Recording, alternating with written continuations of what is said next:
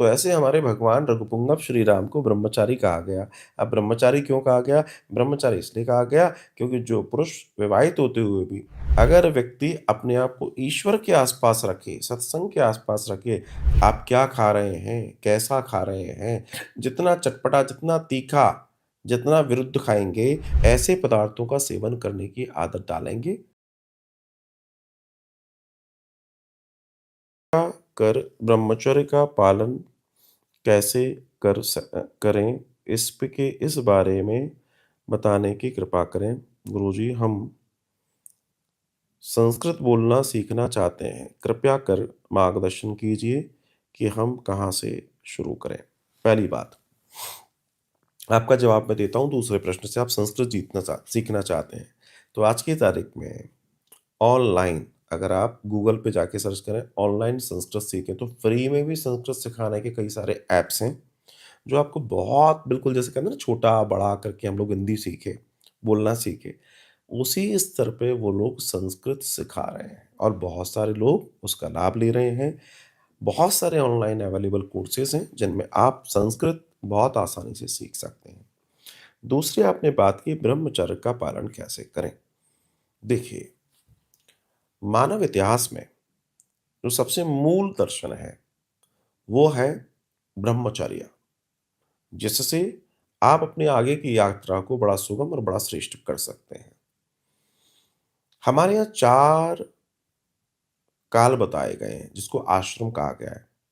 पहला है ब्रह्मचर्य, दूसरा है गृहस्थ, तीसरा है वानप्रस्थ और चौथा है सन्यास। लेकिन ये जो ब्रह्मचर्य है पहला वाला, इसको 25 वर्ष तक बोला गया क्योंकि 100 वर्ष की आयु मानी गई थी। इसकी एक बड़ी खूबसूरती है। ये व्यक्ति चाहे तो अंत तक अपने को ब्रह्मचर्य के साथ जिए। तो ब्रह्मचर्य का मतलब क्या हुआ पहले तो इसको समझें। जो ब्रह्म के प्रति आचरण है, जो उसको पाने के प्रति जो आचरण है, इति ब्रह्मचर्य। उस आचरण का जीवन में होना।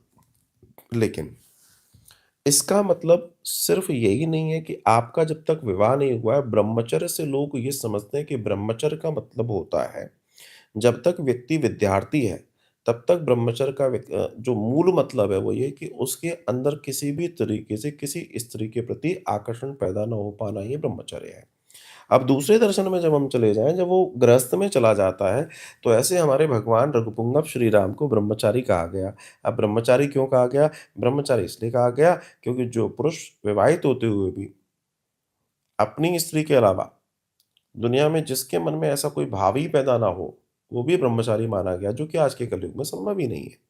लेकिन एक चीज़ संभव है, भगवान का नाम।